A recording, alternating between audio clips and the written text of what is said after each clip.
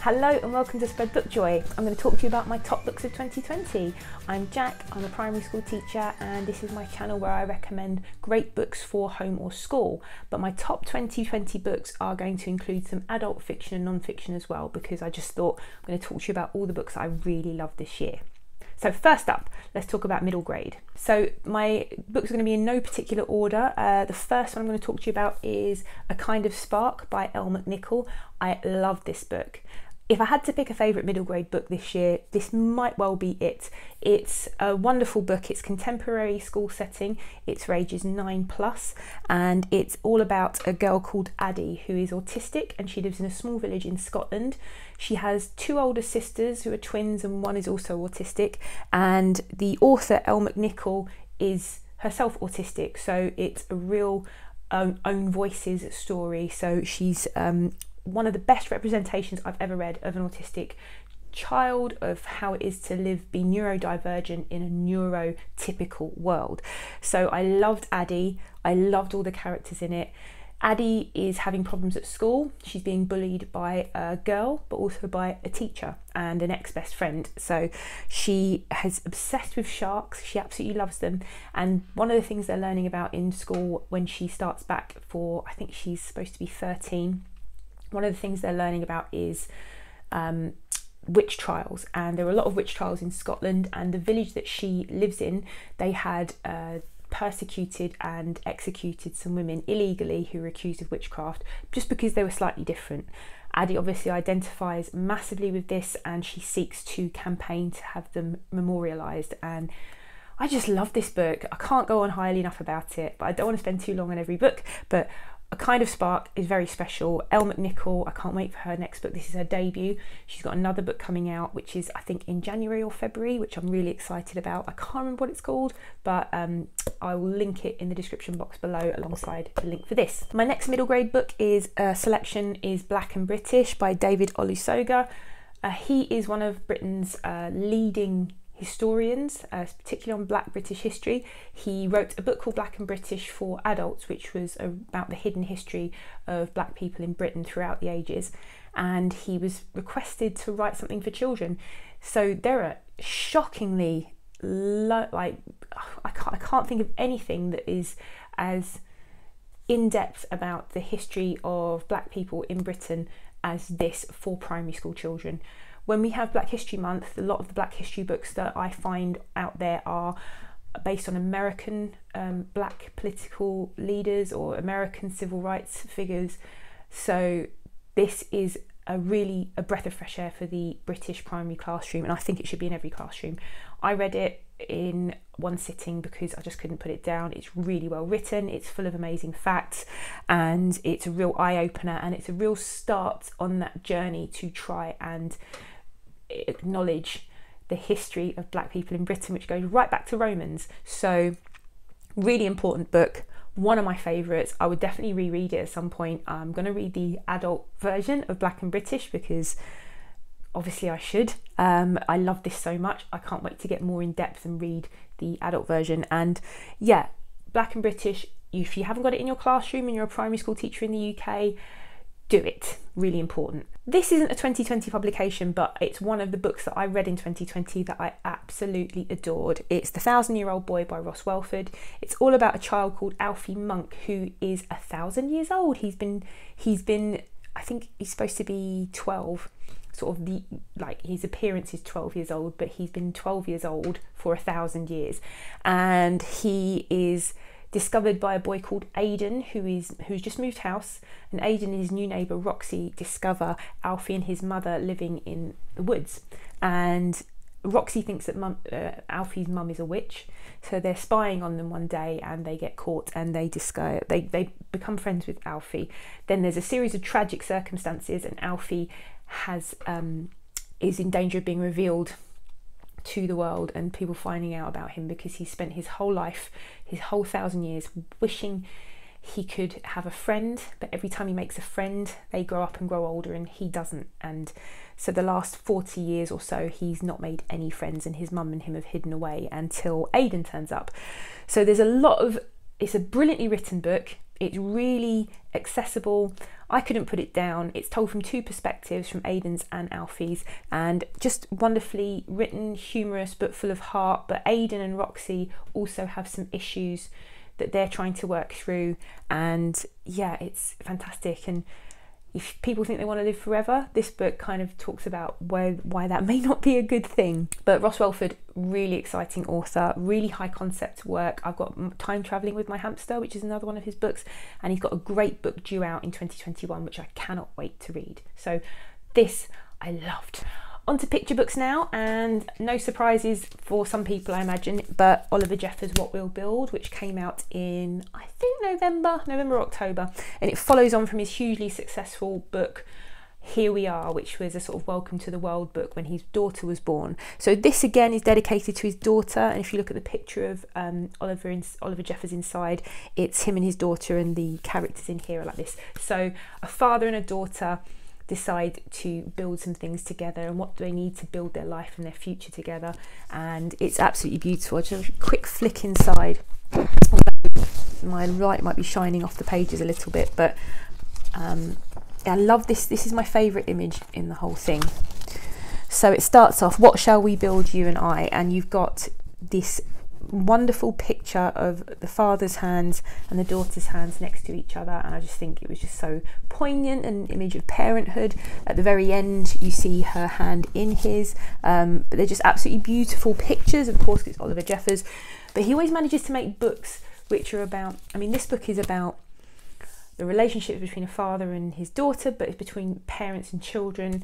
It's about your future and aspirations and what you want your future to be. And given all of the anxiety around the pandemic, I think this is a wonderful book. I've got a video on it, which I'll link below in the description box, but if you want to know more about it. But yes, one of definitely my top picture books of 2020. This might be my favourite picture book of 2020, and it's Julian at the Wedding by Jessica Love.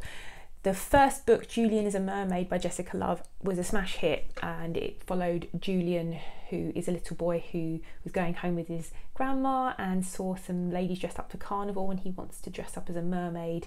And it was all about acceptance and being who you want to be, and he's worried his grandma will be upset with him because he dresses up as a mermaid, and she isn't. She takes him off to carnival and they have a wonderful time together. It's just really heartwarming, but it's just Jessica Love's amazing illustrations. They're soft and joyful and full of movement and colour and just absolutely beautiful, vivid descriptions. I love her work so much. This is a stunning book. It's beautiful. Some of the pictures in it are absolutely breathtaking. So this is Julian at the Wedding, and Julian and his cousin Marisol are in their auntie's wedding party. So his two aunties are getting married, and the representation in this book is glorious. So it says here, a wedding is a party for love, and that's really what this book is about. So Julian and Marisol are taking part in this wedding party, and the party is a wedding is a party for love, and it talks about the importance of all different kinds of, well, it doesn't talk about that. The relationship between the two aunties is just in the background. The book itself, the story in it, is Julian and Marisol, who go off with their lovely wedding finery on, and they get into a complete mess, and then Julian, because he's so imaginative about dressing up, he helps. Marisol's dress gets dirty, so they decide to start using Julian's clothes, and they dress up and they go under this willow tree and they use their imaginations and they turn into like fairies, which is really beautiful. I'll just show you. But it reminded me so much of when I was a child, being at family gatherings and big family events, and the joy of it. And you just see in the background, they're under the table, they're dancing, they're spinning, and they find this willow tree, and it's just, I just love these images. Lots of the pages don't even have any words on. It's very much like a visual storytelling book. Beautiful. But look, so Julian helps Marisol by giving her his shirt, and then they give themselves wings. Anyway, all the feels for this book. This is a stunning book. Julian at the Wedding, probably my favourite picture book of the year. but that changes from moment to moment.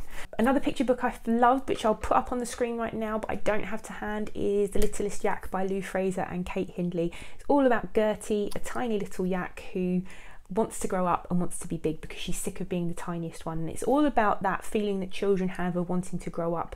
And you know, she has an adventure where she has to go and rescue someone, and her smallness comes in handy. So she learns that being the biggest is not always necessarily the best thing.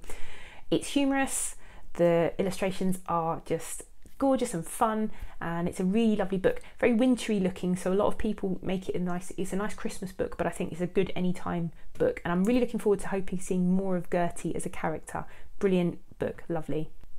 So adult fiction, I'm just going to mention 2 books because they were so brilliant and I couldn't put them down and I love them. My first one is The Midnight Library by Matt Haig, which, if you haven't heard about it, it's on a New York Times bestsellers list. Matt Haig is cementing himself as one of the best contemporary authors out there.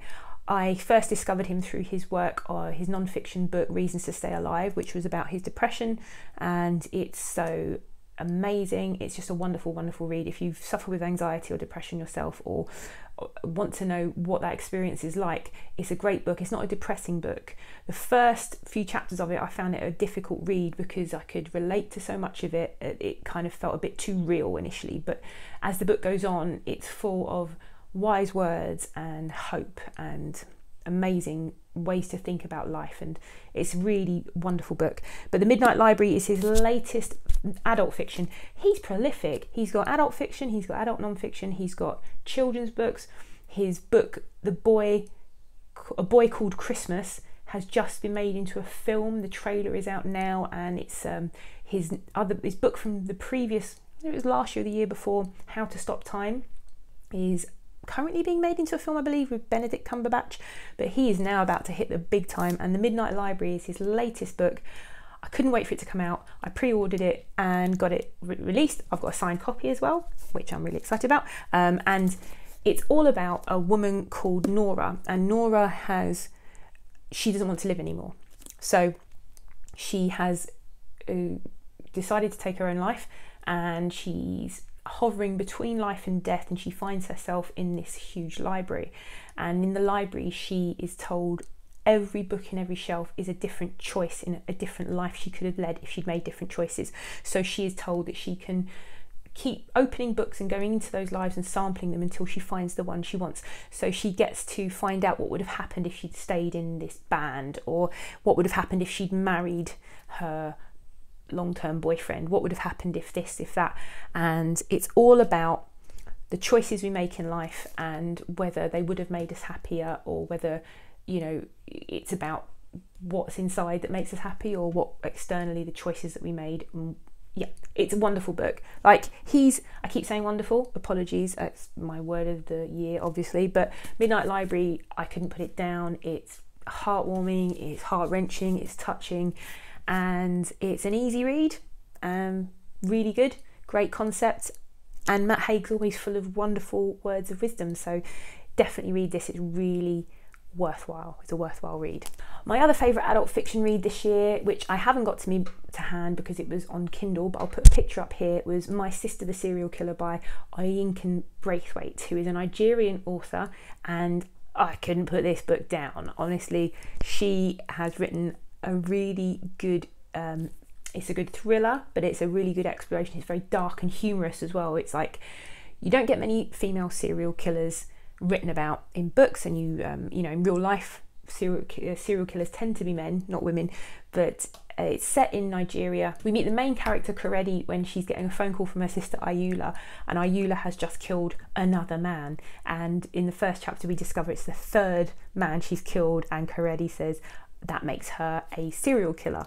So she obviously is used to protecting her sister and helping her sort out her messes. She's basically an accessory to all these murders, but it's about their relationship as siblings. They're very close. As we delve deeply into their lives, we discover there is trauma obviously in their past, and it's an examination of what pushed Ayula to become this killer of men. And their relationship is really close, but it's kind of codependent relationship, and it's an interesting dynamic. So the story is told from Koredi's perspective, and when Koredi is at work, she's in love with this colleague at work. She's a nurse and he's a doctor, and one day her sister comes in to have lunch with her, and she gets interested in the same man. So obviously, being someone who kills men, Koredi is really terrified, and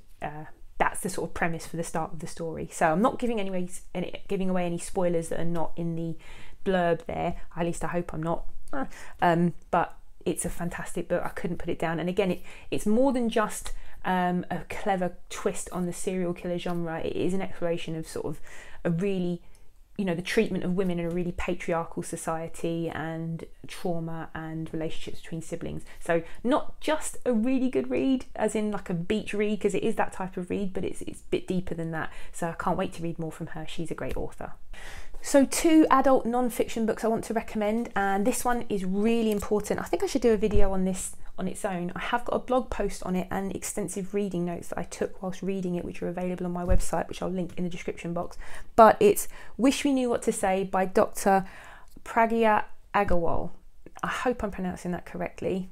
Apologies, Dr. Agarwal, if I am not. But she also has a podcast which I haven't listened to yet, and there are lots of TED Talks by her on creativity and things like that. So it's about talking with children about race. She's written a really practical and accessible guide to the language around race and terminology around. So there's first chapter is all around explaining different terms and what they mean. What does race mean? What does racism mean? What is racialization? What is white privilege? And all of that terminology that people sometimes are afraid to talk to children about because they think they're going to get it wrong.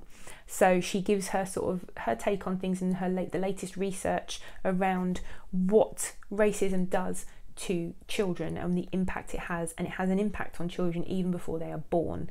Racism causes trauma on a cellular level, so it makes people sick as well as being horrific and a violation of humanity and human rights. So this book explains all of the terminology that people might not know, and then it gives you a breakdown of how to talk to children in different age groups, because of course children, what their level of understanding will differ depending on their cognitive sort of age, or where they are, cognitive developmental age. So there's a section on talking to children from birth to 4 or birth to 3, I think, and then a section on talking to children aged 5 to 7 and children older than that. And each time it talks about the children's developmental stage and what they are able to understand and follow, and it gives them example questions and how you might answer them. But the biggest takeaway I got from this book was that we mustn't not have the conversation just because we're embarrassed, or if a child says something out in public, like why is that person so dark or something like that. Instead of shushing them, we should be having that conversation, saying, actually, there are lots of different skin tones in the world, and that's because some people's ancestors came from different parts of the world where the sunlight there was more UV light, so their skin was darker, blah, blah, blah. So she explains how to have these conversations, and yeah, not tackling the conversation is as bad as supporting it. So this whole silence is making you complicit idea. And a lot of time, white parents will not discuss race with children unless it comes up as an issue. So really important book. Like I said, I've got a full in-depth review of it and reading notes on my website, and that will be a link in the description box below. Okay, the last adult non-fiction book I'm going to talk to you about is on my Kindle. So it's called Essentialism, The Disciplined Pursuit of Less by Greg McKeown. It's not a book that was published this year. I think it's a few years old now, but essentially it's about the one mantra I took away from this was less but better. It's about making better choices in all the things that you pursue, the way you choose to focus your time, and being able to decide where to focus your energy and your time, because we've got finite amounts of energy and time, and what's worth it. So it's not a productivity book, it's a book about changing the way you think about choices and how to spend your time and what to focus on. He's really scathing about things like email, which is someone else dictating what you do with time. So he says if you don't choose how to spend your time, someone else is going to choose for you, which real eye-opener, but a really excellent book, some fantastic ideas, and it does help you change your mindset and really think about these things. So highly recommended that one. So those are some of my top books of 2020. I keep changing between which ones were. I've got a list of other books that I really enjoyed as well, because like I said, I read 84 books and the picture books weren't even part of those 84 books. So I've picked out ones that I absolutely adored. I've put them in lists on bookshop.org, which I will link in the description box below. Books for adults, books for children. If you read any of these and you love them, I'd love to hear about it. If you've got any other books that I haven't mentioned or aren't on my list, please drop me a comment. I'd love to know more. I just love collecting books for my TBR. So if you like this video, please click like and subscribe, and come and visit me on social media and my website, spreadbookjoy.com. Hopefully I'll see you again soon. Bye.